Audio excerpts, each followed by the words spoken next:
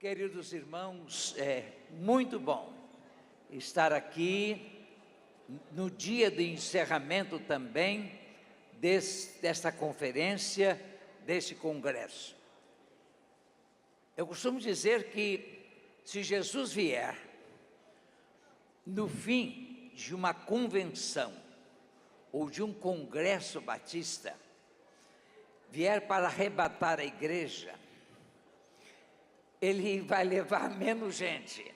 Lógico que ele terá de ir atrás dos que estão de automóvel, de avião por aí, porque em nenhuma convenção todos ficam até o fim.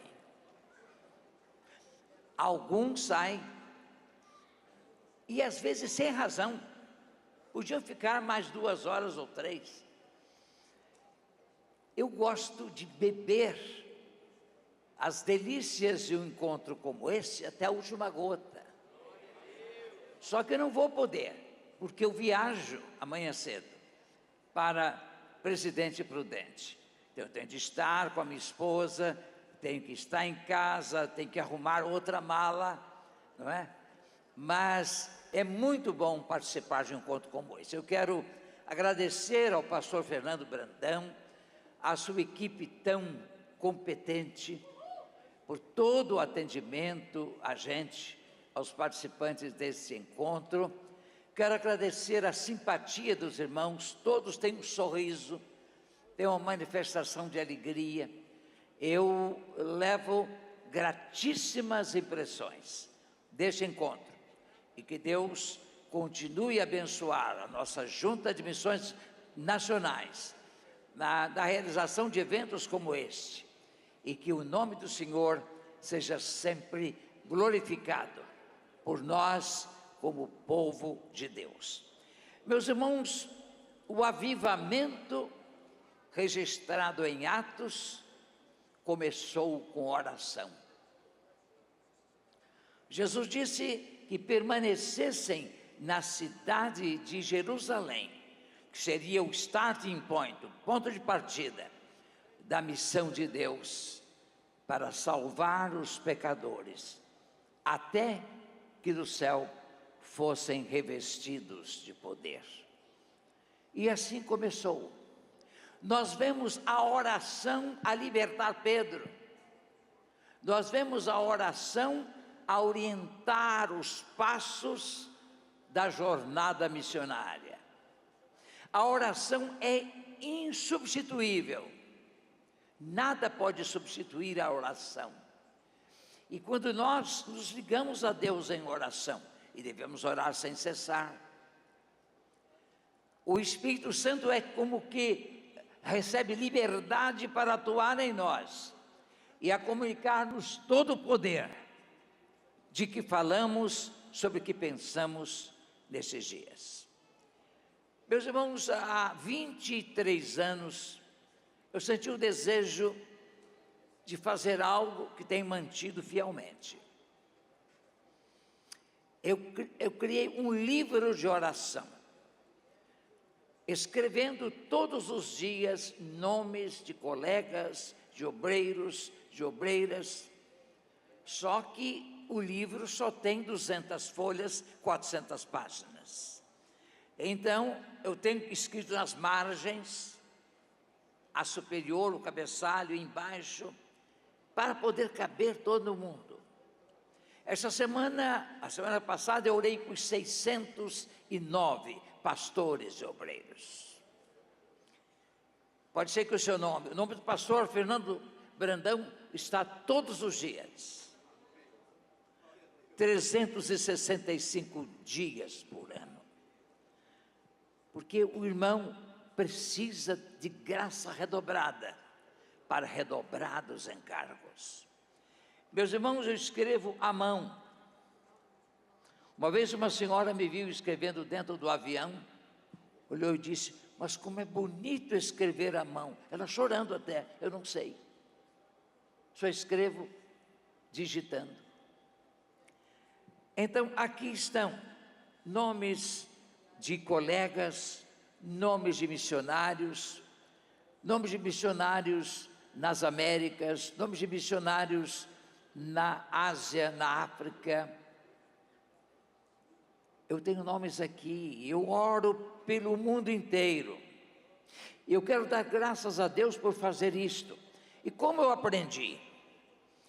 Há uma igreja, eu não me lembro bem qual delas, nos Estados Unidos, e tinha um ministério colegiado de 12 ou 15 pastores. E toda semana o ministério colegiado se reunia e todos se ajoelhavam em determinado momento para orar um pelo outro. Um dos participantes do ministério colegiado conta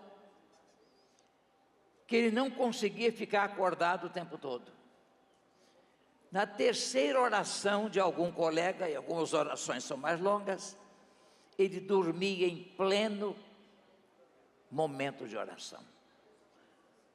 O presidente, o pastor titular, o pastor sênior, como se chama hoje, o pastor presidente, ficava bravo com ele, mas como o irmão dormindo na hora da oração? Então ele resolveu escrever a oração dele, porque quando a gente escreve, não dorme, entendeu? E quando eu escrevo o seu nome, eu estou pensando no irmão, estou orando pelo irmão. Então eu comecei em janeiro de 2000, e até hoje, Deus tem me permitido.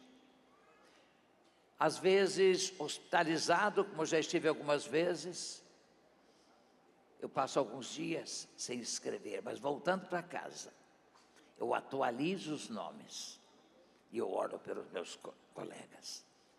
Você não sabe, mas o Espírito de Deus vai alcançar você com a sua bênção, porque a gente ora. Eu oro pelos meus irmãos, eu peço que orem por mim.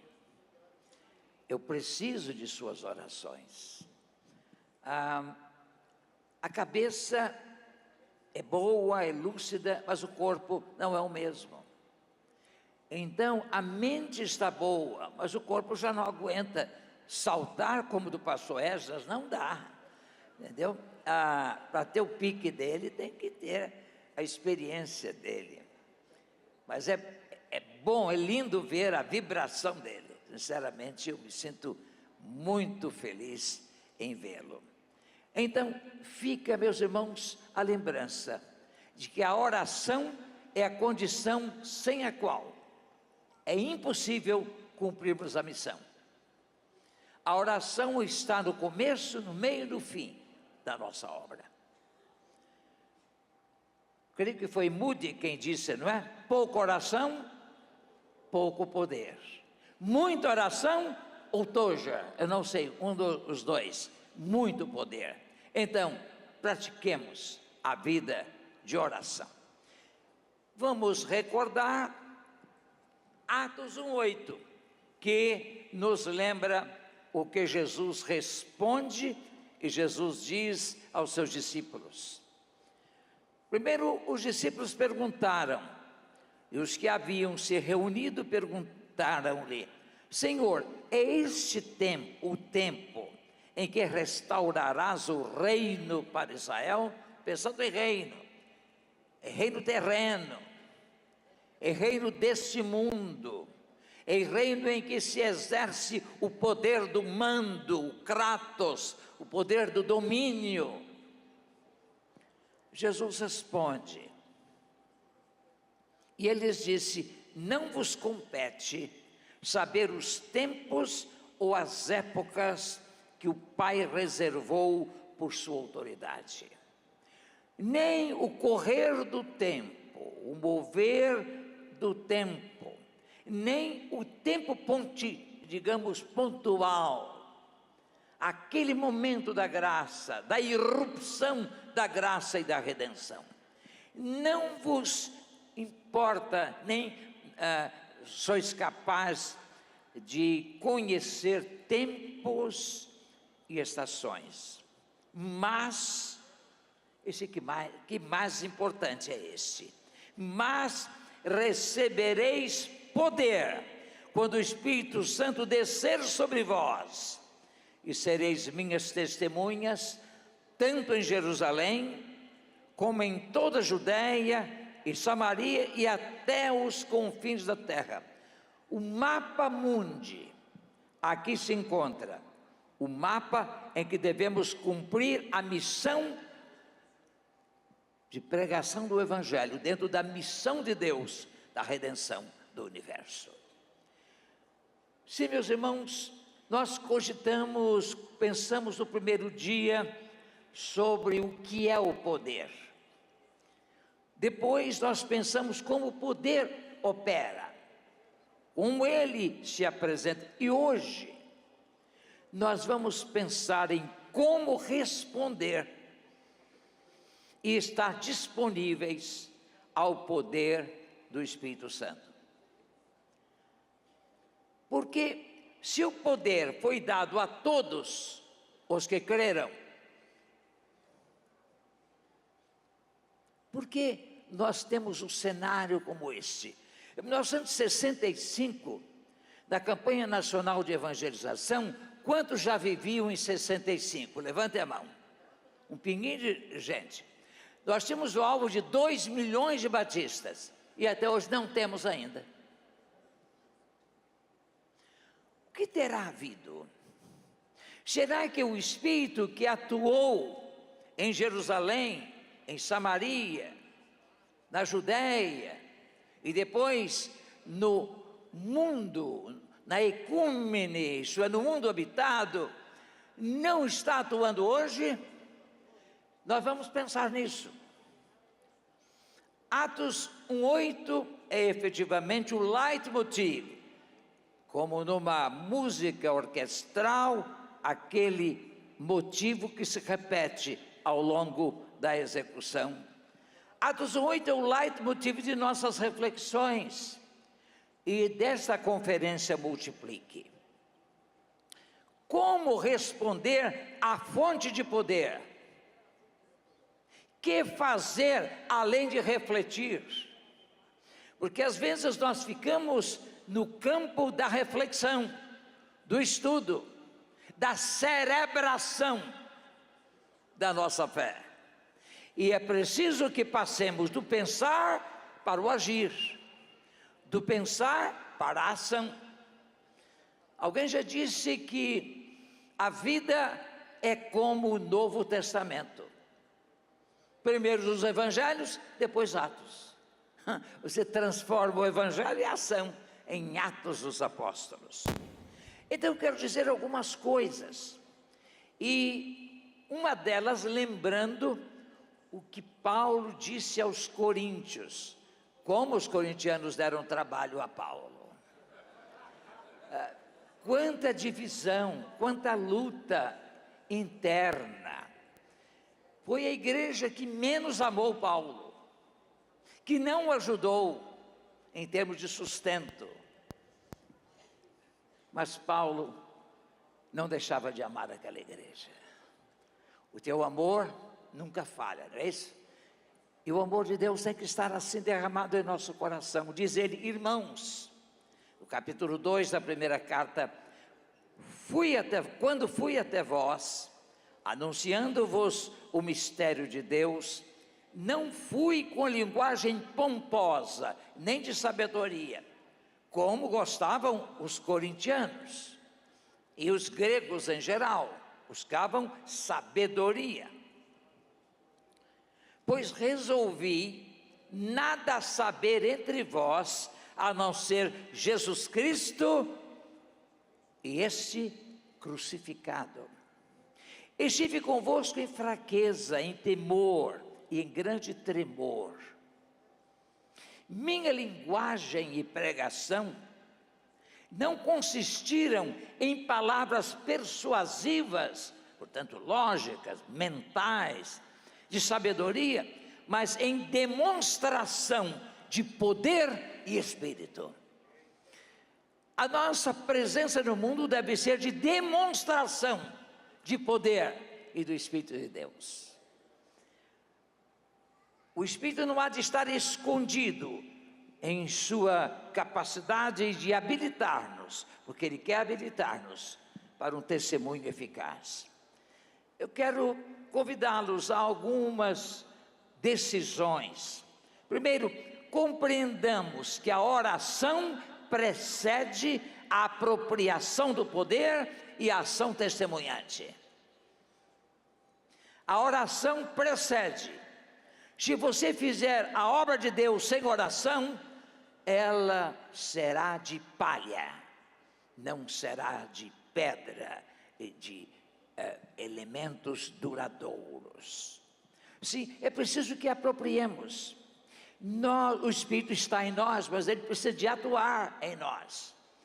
E aí, assim como Deus respeita a nossa vontade, nós podemos crer nele, ou crer em Jesus ou não.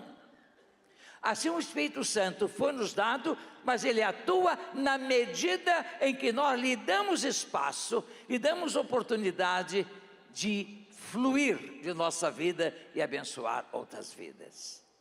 Ele não faz automaticamente.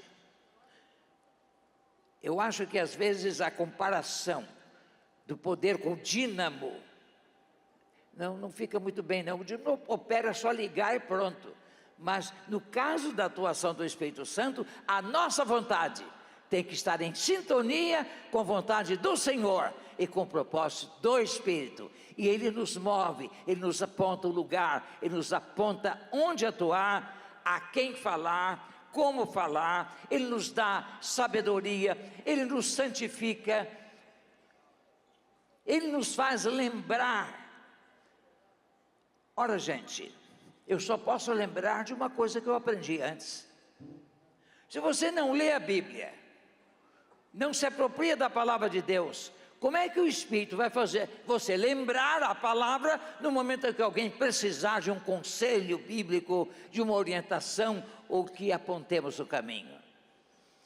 Uma vez um estudante me procurou e disse: pastor, eu quero que o senhor ore, porque eu vou fazer exames pré-vestibulares domingo que vem. Eu disse: você estudou? Se não estudou, esqueça que eu não vou orar.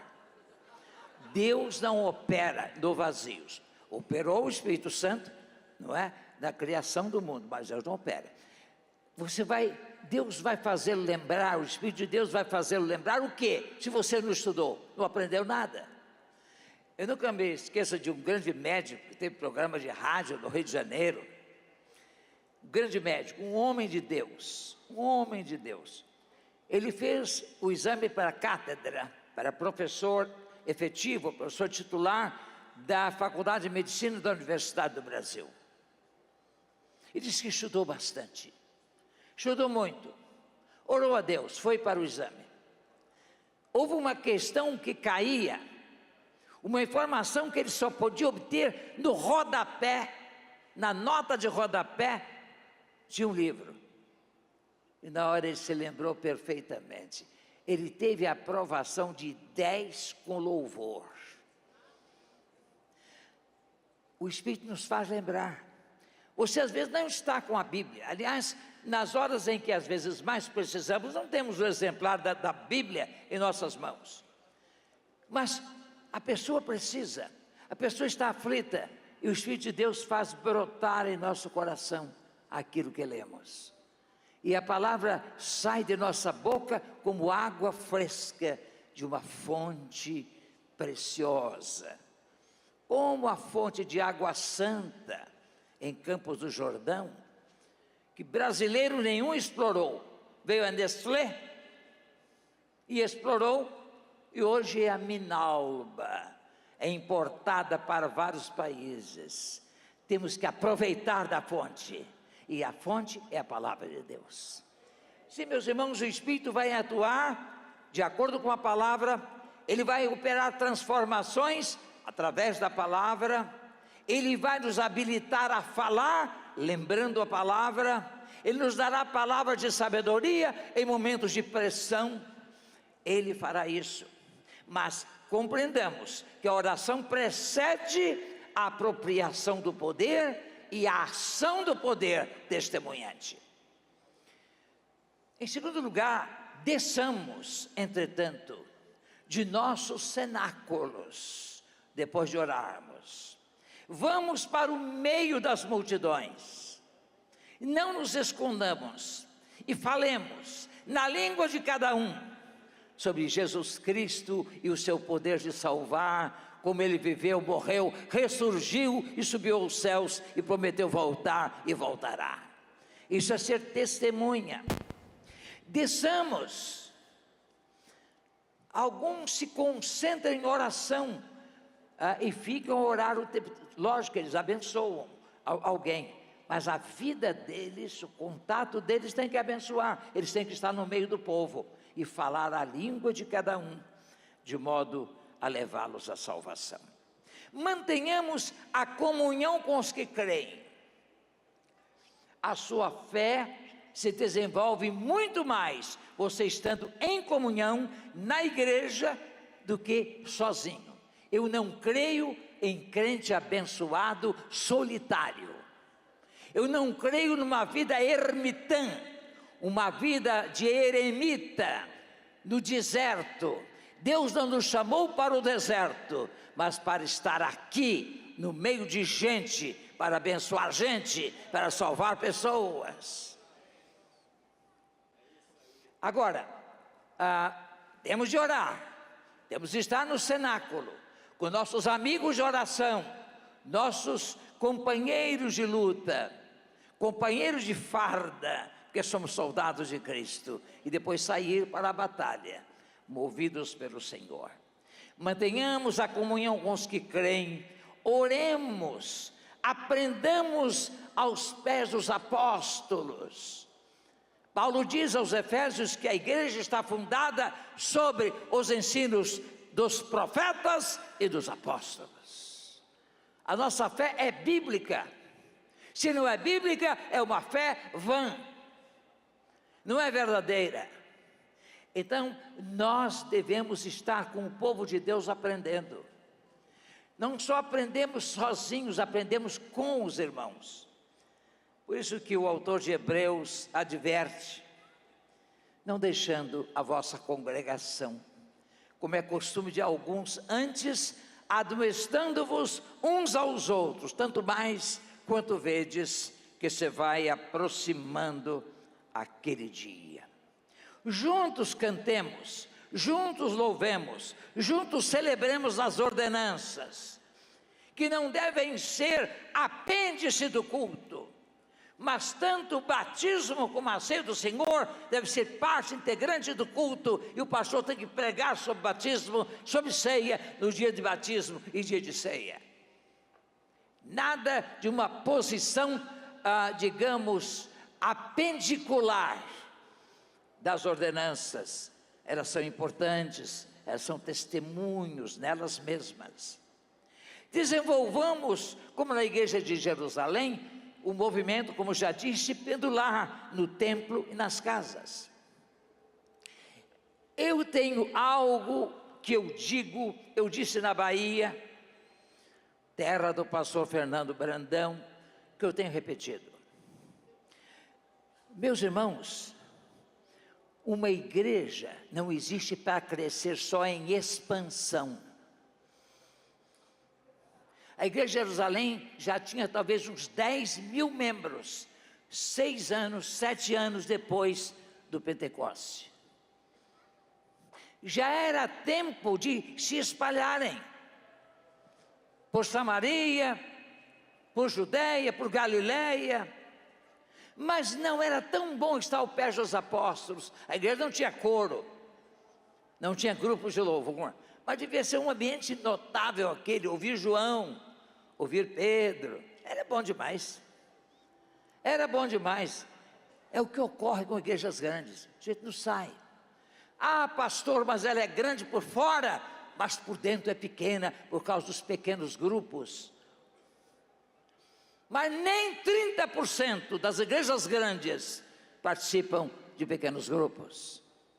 Então 60%, 70% são apenas espectadores, como se a igreja fosse um teatro, e o púlpito um palco, uma ribalta para exibição de talento. Eu não creio em igrejas numerosas demais. Eu creio que, isso eu aprendi em Pattaya, na Tailândia, num congresso de missiologia urbana, Há alguns anos, congresso promovido pela Associação Billy Graham. 10 igrejas com 500 membros, bem preparados, bem discipulados, no modelo, por exemplo, da igreja multiplicadora, fazem muito mais, impactam muito mais a cidade do que uma igreja com 5.000 membros. Então eu dou graças a Deus, porque aquele pastor presbiteriano dos Estados Unidos, Nova York, como chamava ele, que faleceu, Jim, exatamente, esse homem estava doente, ele ia morrer, mas ele chegou à conclusão que devia dividir a igreja dele em 3, porque a igreja grande se torna um império. Quando o chefe, o líder, morre, é uma dificuldade para a sucessão. Willow Creek, que o diga.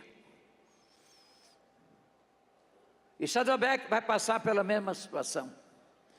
Então, meus irmãos, nós precisamos de desenvolver o crescimento da igreja, a multiplicação. Não é a soma a operação que Deus quer, muito menos a diminuição. A divisão nem pensar, mas a multiplicação. O que a humanidade recebeu, que ordem recebeu quando ocorreu a criação de nossos pais? Crescei, multiplicai e enchei a terra. Qual a ordem de Deus à nova humanidade? A humanidade deuteroadâmica, a nova humanidade em Cristo, a nova humanidade a que pertencemos. Crescei e multiplicai e enchei a terra. Então, este é o imperativo de Deus. Não vos concentreis, não fiqueis à moda Babel, concentrados numa torre. Então, precisamos multiplicar-nos. Meus irmãos, falemos de Jesus, porque o Espírito Santo aponta para Jesus. Eu gosto muito de pensar na teologia medieval, quando os teólogos falavam na Trindade, no movimento pericorético da Trindade. Pericórese é dança. Os teólogos imaginam a Trindade de mãos dadas, então as pessoas rodando, dançando, cada um aparecendo no momento. Não existe uma era do Pai, depois uma era do Filho, depois uma era do Espírito Santo. Todas as eras são do Deus Trino. Mas há um momento em que o Espírito terá essa proeminência, é na declaração do reino. E hoje o Espírito de Deus é enviado por Deus Pai e Deus Filho para nos preparar, para nos santificar, para nos capacitar, para nos dar palavra, para abençoar o mundo. Falemos de Jesus movidos pelo Espírito Santo, com coragem, com alegria, com convicção. Nossa atitude deve semelhar-se à dos apóstolos. Não podemos deixar de falar do que temos visto e ouvido. É exatamente o que faz uma testemunha. Ela fala do que viu e do que ouviu. Testemunha é isso. Não é um apologeta, vai raciocinar, vai usar recursos filosóficos para provar a verdade. Não, você vai provar com a vida. Eu vi, eu ouvi, eu conheço, eu sei. Como diz Paulo, eu sei em quem tem o grito. E estou certo que é poderoso para guardar o meu tesouro até o dia final. Paulo sabia filosofia, Paulo sabia história, Paulo sabia línguas, Paulo sabia muita coisa, mas ele considerou tudo como esterco para conhecer a Cristo e ser achado nele. Há um autor alemão que fala de Paulo como aquele que conheceu Cristo auf das tiefste, isto é, em profundidade, como nenhum outro apóstolo. Meus irmãos, como é bom falar do que conhecemos. Você não é um teórico, o evangelista teórico. Você tem que ser um evangelista vivencial, testemunhal. Você há de falar do que Jesus fez com você, por você. E sabe de uma coisa? Se você falar, não tendo a experiência, a sua linguagem corporal vai denunciá-lo, vai desmenti-lo. Porque o corpo fala. Você vai falar coisas, seu corpo desmente. Agora, quando você conhece Jesus, você fala, seus olhos brilham, você vibra, você conhece o Senhor, você não é um teórico. Chega de teoria, é necessário que haja vida e vida em abundância, que Jesus prometeu e queria dar-nos. Eu vim para que tenham vida e a tenham em abundância. Meus irmãos, falemos de Jesus movidos por alegria. Eu não sei como um pregador consegue pregar triste ou com raiva, dando murro no púlpito. Ora, esmurre o pecado, não o seu povo. Vocês já repararam que quem muito sofre na igreja são os dizimistas? O pastor fala sobre a fidelidade na mordomia, fidelidade do dízimo, das ofertas missionárias, para a nossa pátria, Vila Nossa Pátria, etc. Só que o pastor fala para aqueles que já contribuem e participam, porque os que não contribuem estão ausentes. Então, aqueles irmãos sofrem. O crente pensa assim: por que eu sofro tanto, Senhor? Meu pastor me martelando agora, quando eu tenho sido fiel. Todo mês, eu trago o meu dízimo, vou além do meu dízimo. Gente, vamos buscar esses ausentes, vamos buscar esses desigrejados. Às vezes eu ouço um pastor, que sucedeu a outro, e arguido sobre como vai o ministério, ele diz: estamos fazendo uma limpeza, já excluímos 100, e temos mais uma lista. Isso não é pastor. O pastor não tem prazer em excluir, o pastor tem prazer em trazer para a comunhão. Pastor tem que ser assim. A igreja tem uns 200 ausentes, eu já visitei 50, já recuperei 10, e vou continuar visitando. Isso é pastor. O pastor deixa as 99 e vai buscar a ovelha perdida. Meus irmãos, temos que desenvolver esse amor que busca, esse amor que resgata, e põe a ovelha no ombro. Você sabe que a ovelha, quando ela se desgarra do rebanho, ela se perde. A ovelha é o animal que tem menos sentido de orientação, é o mais estúpido que existe. Por isso que Jesus usou como imagem do homem, não é?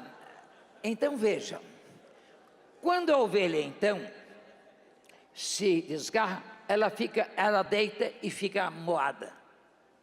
Se o pastor não for lá para pegá-la, levantá-la, pôr no ombro e levá-la para o redil, ela morre lá.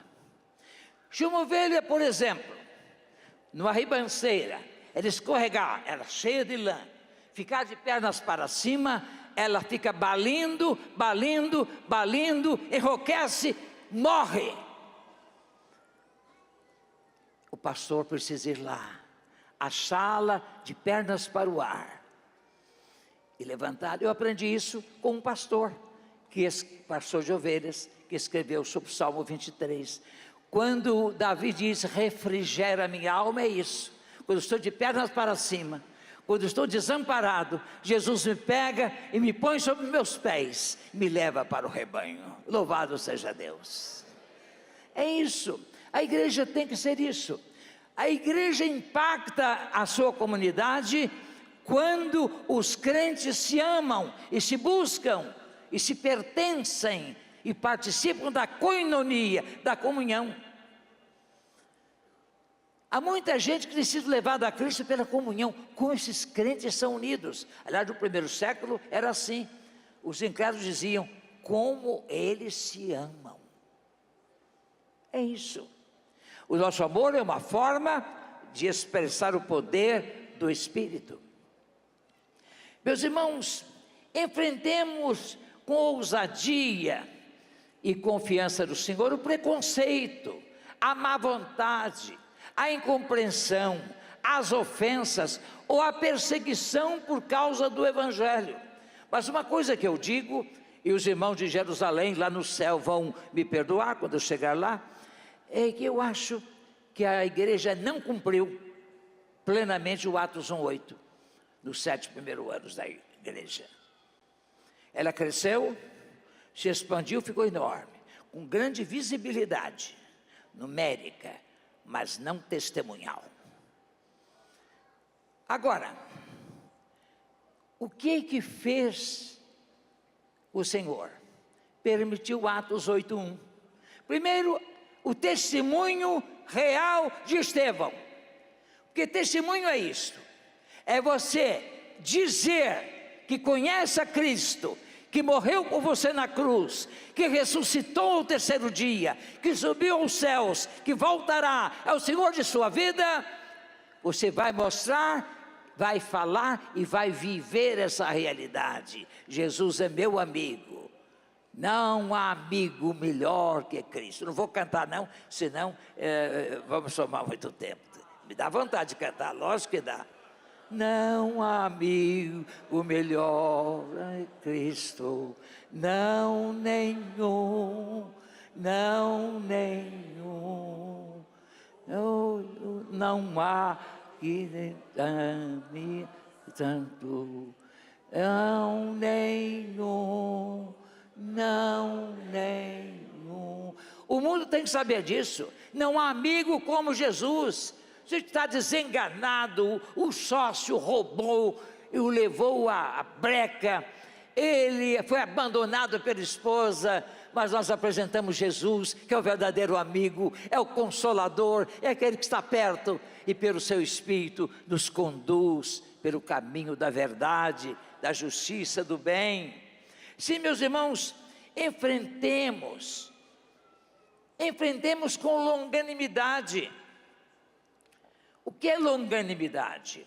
Há duas palavras no Novo Testamento que parecem sinônimas, mas são diferentes: paciência, hipomone, e longanimidade, macrodotímia. A paciência é aquela capacidade que você tem de manter-se firme diante de circunstâncias adversas. A enchente, a tempestade, a perda de um automóvel, a perda de pessoas. Longanimidade é a capacidade de você permanecer firme diante de pessoas adversas. Pessoas que o ofendem, pessoas que o agridem, pessoas que não gostam de você, pessoas que falam mal de você, e você ainda ora por elas e pede a bênção de Deus para elas. Isso é longanimidade. Deus não precisa ser paciente, todas as coisas estão em suas mãos, mas precisa ser longânimo, que criou um homem livre, que se rebela contra ele e diz: não creio em ti. Então nós precisamos da longanimidade do Senhor, para suportar as pessoas. Pergunta a Pedro, falando que tudo vai desaparecer, tudo vai acabar, sabendo que tudo isso vai acontecer, que pessoas vos convencer em santo trato e piedade. É esse o nosso estilo de vida. Santidade, como dizia John Wesley, deve ser um estilo de vida. Santidade é o Senhor. Nós estamos vivendo uma vida santa impacta. Uma vida ressuscitada em Cristo impacta.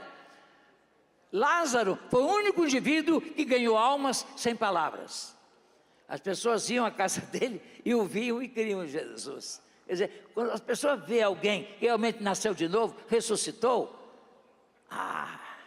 eu vou crer nesse Jesus. Como o sujeito está mais bonito agora, depois que ressuscitou. Agora, vocês já repararam na ressurreição de Lázaro? Quando Jesus disse: Lázaro, fora! Eu não creio que Jesus disse sai para fora, porque sair é sempre para fora. Entrar para dentro, sair para fora. Jesus disse: Lázaro, fora. E Lázaro saiu saltitante, batendo palmas. Foi assim? Não, saiu todo amarrado. A cabeça amarrada, a boca, as mãos, as pernas. Era a blindagem da morte. Ele saiu da sepultura assim. Ora, Jesus não podia ter feito tudo? Fazê-lo sair da sepultura solto, livre e solto? Não. Ele quer que a igreja desembarace aquele que ressurgiu. A igreja é um ambiente desembaraçador, que tira as prisões da morte. Então a igreja vai tirar a bandagem da boca para ele falar, dos olhos para ele ver, das mãos para ele servir, dos pés para ele caminhar. É a igreja que desembaraça aquele que nasceu de novo. A igreja é esse ambiente transformador de vidas, a promover o reino de Deus. Eu gosto da igreja. Quando ouço alguém falando mal da igreja, eu fico aborrecido. Se alguém falasse sua noiva, quando você era noivo, você ficaria contente? Ora, não dá. A igreja é noiva de Cristo. Há pessoas difíceis na igreja? Há pessoas incrédulas até na igreja. Há pessoas mandadas pelo diabo, e que se imitam, falsificam, dão uma profissão de fé fake, e constitui um problema. Há um autor, eu tenho um livro, não é, intitulado Pastor Sofredor. Ele diz que há algumas igrejas, os crentes matadores ou assassinos de pastores, os clergy killers. Na verdade há, mas você vai agora pôr a culpa em toda a igreja? Não, a igreja é de Jesus. Então vamos considerar estes. Vamos talvez recomendar ao colega que nos sucede: Alexandre Latoeiro me fez muitos males, o senhor vai cuidar dele, entende? Mas não fique a falar mal da igreja. Um pastor não pode falar mal da igreja, é cuspir do prato em que comeu. Que a igreja que lhe proveu o ambiente e o sustento para a mantença de sua família e sua vida. Meus irmãos, não confiemos em nossa teologia, não confiemos em nosso saber. Um jovem saiu do seminário, fez um grande curso, ficou encantado com teologia contemporânea, assumiu o pastorado, começou a pregar teologia. Os teólogos contemporâneos, Emil Brunner e outros. A igreja foi diminuindo. Aí chega a 10, depois a 7, depois a 5, depois a 3, depois ele e a esposa. Quando ele chegou nessa condição, ele disse à esposa: vamos orar, e eu vou confessar o meu pecado. Eu disse: Senhor, perdoa-me por ter pregado teologia e não a tua palavra, por ter pregado saber ou saberes humanos. Senhor, eu assumo o compromisso, daqui para frente, em pregar a tua palavra. Começou a pregar, e começaram a voltar, 5, e 10, e 20, e 30, e 100, e 200, e 300, prega a palavra. Paulo sabia muita coisa, mas ele recomenda a Timóteo: prega a palavra, insta a tempo e fora de tempo. Sim, meus irmãos, nós somos pregadores da palavra. Não confiemos em nossa teologia, que nos ensina a refletir, é importante, do que aprendemos, com saberes de apologética ou defesa da fé. Ofereçamos a razão de nossa esperança, isso é importante, porque eu creio, escudados em nossa experiência com Cristo. Paulo diz: eu sei em quem tenho crido. Paulo sabia o que Cristo houvera feito em sua vida. A prova que eu te dou, é que mudou o meu. Só o poder de Deus pode mudar teu ser. Diante de autoridades, diante de juízes, diante de tribunais, de algozes, de acusadores, não nos preocupemos com o nosso discurso. O Espírito Santo nos dará palavras para comunicar a verdade. Meus irmãos, vamos crer no poder do Espírito em nós. Com Estevão foi isto. O que o Estevão falou era irresistível. A sabedoria com que falou, eu estive relendo ontem à noite todos os discursos de Estevão no capítulo 7. Que coisa maravilhosa! Ele pregou movido pelo Espírito. Ele foi testemunha verbal e vivencial de Cristo. Aquele que não pode dar, além do testemunho verbal, o testemunho com a própria vida, não merece ser crente. Quem não estiver pronto a morrer por Cristo, não merece viver por Ele. Então, ele estava pronto a morrer. Só que quando olharam para o rosto dele, lá diante das autoridades, o rosto dele brilhava como de um anjo. Ah, que coisa boa, ser movido pelo Espírito. Coisa boa é isto. Meus irmãos, como João Batista, falemos, mesmo que seja no deserto, porque para lá acorrerão as multidões. E quantos foram transformados?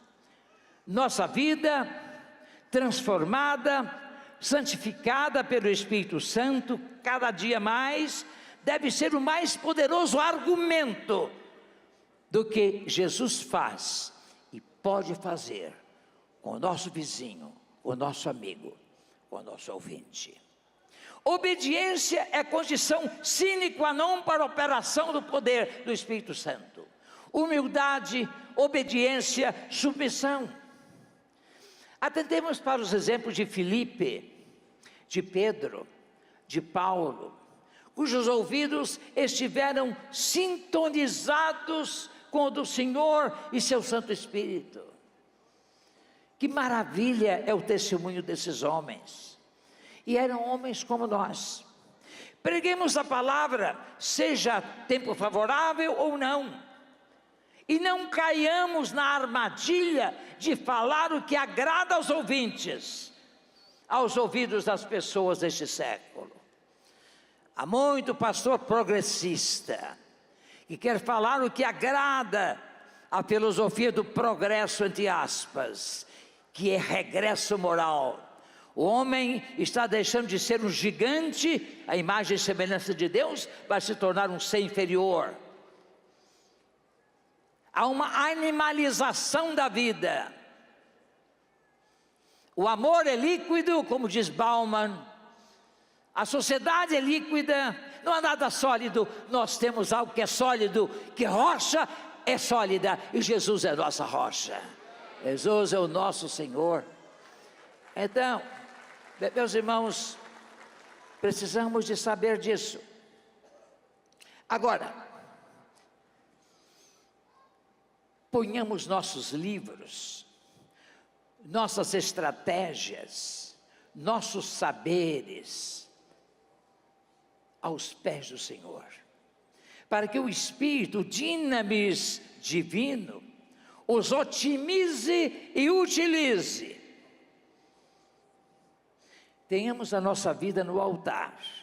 Façamos este lugar em nossas igrejas não uma ribalta para o brilho do nosso talento, da nossa voz, da nossa retórica, mas como altar de sacrifício ao Senhor. Como precisamos disso? Agora, meus irmãos, nós só podemos fazer prosperar o reino de Deus se assim agirmos. É mister fazer um autoexame. Eu gostaria que os irmãos que aqui estão, alguns já foram para casa, ou estão em viagem. Eu orei hoje de manhã, em minha oração, por todos que vão viajar, para que o façam em segurança e paz, e chegando em casa. Eu disse no começo que desde 1965, há 58 anos, o alvo de 2 milhões de batistas no Brasil ainda não se cumpriu. Membros, não é só gente da família, porque as estatísticas contam a família também. Não, eu estou dizendo gente que professou a fé, é batizada, está ativa. Por que muitas igrejas não crescem há décadas? Não crescem lá no seu bairro. Por que há igrejas cujos templos estão fechando? Porque há igrejas de pastores desanimados, desalentados, estressados, a sofrer de burnout, e alguns chegam até ao suicídio. Porque milhões não se juntam às igrejas do Senhor. Porque algumas igrejas pensam em ficar enormes, mas não pensam em dividir-se para repartir ou multiplicar-se em novas igrejas. Porque as igrejas hoje não são como antigamente, quando são a primeira num lugar, escreviam Primeira Igreja Batista em tal lugar. Por que primeira? Porque pensava já em organizar a segunda, a terceira, a quarta. Assim foi a igreja de Engenho de Dentro, do pastor Ricardo Petrovski. Foi a igreja, pastor, que mais igrejas organizou. Viu, pastor Fernando? Eu acho que valeria a pena um movimento Ricardo Petrovski, de incentivo. A igreja precisa de multiplicar-se, e através de métodos como os da igreja multiplicadora, precisamos alcançar o mundo. Eu tenho que correr, agora que eu olhei para ali, talvez eu tenha feito inconscientemente, não olhei, agora a minha consciência pesou. Eu tenho, mas vocês não poderão reclamar que eu vou embora daqui a pouco. Então, vocês vão reclamar com os promotores, não tragam mais este homem aqui. E aí eu vou ateitar. Bem, porque muitas igrejas rejeitam um programa como este, que é tão firmemente fincado sobre as Escrituras, a igreja multiplicadora, cujos pastores não apoiam, não programam, não convidam os promotores de missões nacionais. Porque as igrejas novas, nascidas na cidade, algumas estão até tirando o nome igreja, só o bairro. Não sei por que preconceito é esse contra a igreja. Porque as igrejas novas não têm essa visão. Eu respondo, é frieza espiritual. E há 3 coisas que podemos fazer com o Espírito e não devemos fazer. Primeira, não apagueis o Espírito. Segunda, não entristeçais o Espírito. Terceira, não resistais o Espírito. O que está ocorrendo é que sabemos muito de pneumatologia, sabemos muito do Espírito Santo, mas estamos entristecendo o Espírito Santo. Lá em 1 Tessalonicenses 5,19, não apagueis o Espírito, poderia ser traduzido, não detenhais o Espírito, ou não impeçais o Espírito de atuar, não deixeis o Espírito calar-se. Outra maneira de traduzir o versículo, não faleis o Espírito, basta, agora é comigo. Meus irmãos, nós precisamos de deixar o Espírito atuar em nossa vida. Naturalmente, alguns irmãos carismáticos pensam que é deixar falar língua estranha, deixar falar uma porção de coisas. Não é isso, é deixar que Ele atue para edificar, para converter, para levar outros aos pés do Salvador. Nós estamos apagando o Espírito. Apagar, o verbo grego é isso. Sim, meus irmãos, outra coisa que a Bíblia diz, não entristeçais o Espírito da promessa. Ele nos sopra, Ele nos impulsiona e desobedecemos. O Espírito nos mostra a oportunidade de alcançar uma família, alcançar um bairro, como aconteceu lá no Recife, com o bairro da Lagoa. Não foi no Recife? Foi. Ele move, mas ele diz, não, não dá, eu não vou. Você quer fazer na sua força? Você tem que seguir a direção do Espírito. Quando o Espírito disse a Filipe, vai para o caminho de Gaza que está deserto. Eu não fui chamado, Senhor, para pregar no deserto. Eu estou ouvindo algo que não entendo. Mas ele foi, ele não discute com Deus. Você vai porque há um alvo lá, aquele homem era a chave. Aliás, falam os evangelistas de plantação de igrejas, os teólogos, que nós devemos procurar, ao iniciar um trabalho numa cidade, as autoridades da cidade, o prefeito, o presidente da Câmara Municipal, o juiz, chamados gatekeepers, os guardadores das portas. Meus irmãos, nós tivemos um plantador de igrejas em São Paulo notável, Joaquim Marques Castanheira. Ele fundou dezenas de igrejas. Ele foi havido, por exemplo, em Aparecida, onde ele organizou a igreja, que era uma congregação por muitos anos, e a igreja cresceu. Ele marcou uma entrevista com o bispo, responsável pela Rádio Nacional de Aparecida. E ele pediu então uma audiência, o bispo recebeu, disse, o que o senhor deseja? O senhor é pastor? Sou. Eu queria que o senhor cedesse 10 minutos da Rádio Nacional de Aparecida para um programa evangélico.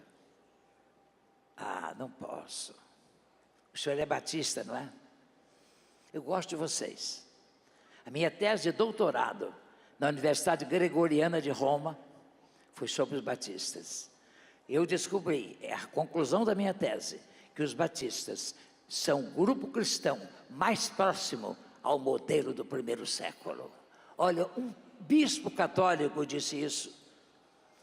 Só que uma vez ele foi à Câmara Municipal, fez uma palestra, foi responder perguntas, perguntaram a ele o que ele dizia de ser Aparecida, ele deu uma resposta que não agradou a Câmara, houve uma confusão na Câmara, e votaram que ele seria persona não grata em Aparecida. Só que o povo se encontrava com ele na cidade e o abraçava. O senhor é muito amado aqui, o senhor trouxe o bem, a verdade. Meus irmãos, como nós precisamos de fazer isso? A terceira coisa, aliás, não entristeçais o Espírito, poderia significar o seguinte, não entristeçais ao Espírito, é fazer chorar. Não façais o Espírito de Deus chorar.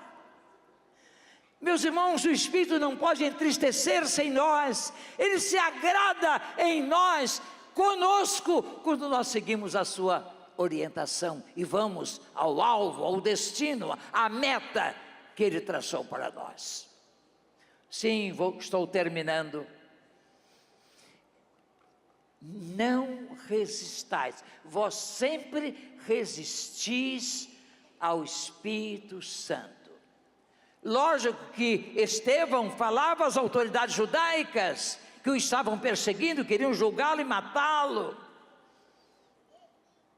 Mas veja só, vós não permitis que o vosso coração ouça a mensagem, e nós não estamos permitindo que outros ouçam a mensagem, porque resistimos à orientação, ao toque, à provocação do Espírito Santo. Vamos para o hospital, ficamos um mês, não falamos de Jesus a ninguém. Houve um crente da primeira igreja de São Paulo que ganhou 20 pessoas no hospital durante os meses que esteve lá. Outro, por engano, esteve preso 3 meses, ganhou 5 presos na prisão. Se vocês quiserem, me deem o nome, eu oro por vocês, para vocês serem hospitalizados, ou para vocês serem internados, não é? Numa prisão, para falar aos pecadores. Meus irmãos, não resistamos ao Espírito. O que eu sinto, meus amados irmãos, que tem havido essa resistência. Não permitimos que o Espírito atue. Temos o poder, mas resistimos a esse poder. Vós rejeitastes ou se recusastes ouvir o Espírito Santo. Termino. Que este congresso, que esta conferência, constitua ambiente parecido com o do cenáculo de Jerusalém, onde oravam os discípulos. Que daqui desçamos para alcançar, na virtude do Espírito, as multidões, para fazermos amizades intencionais, para fim de discipulado dos caminhos do Senhor. Que procuremos alcançar, da virtude do Espírito, as multidões, as cidades, as vilas, no Brasil e os confins da terra. Deus não tem outro plano. O plano dele é usar-nos para sermos bênçãos. Ouçamos a voz do Criador da primeira criação: crescei e multiplicai. Ouçamos a voz do Criador da deutero-raça, da deutero-humanidade a que nós pertencemos. Não é o sangue de Adão que importa, mas o sangue de Jesus, que nos faz um povo, uma nação, um povo escolhido. E fomos escolhidos para ser bênção neste mundo. Crescei e multiplicai, e enchei a terra e dominai-a, em nome de Jesus, amém. Muito obrigado.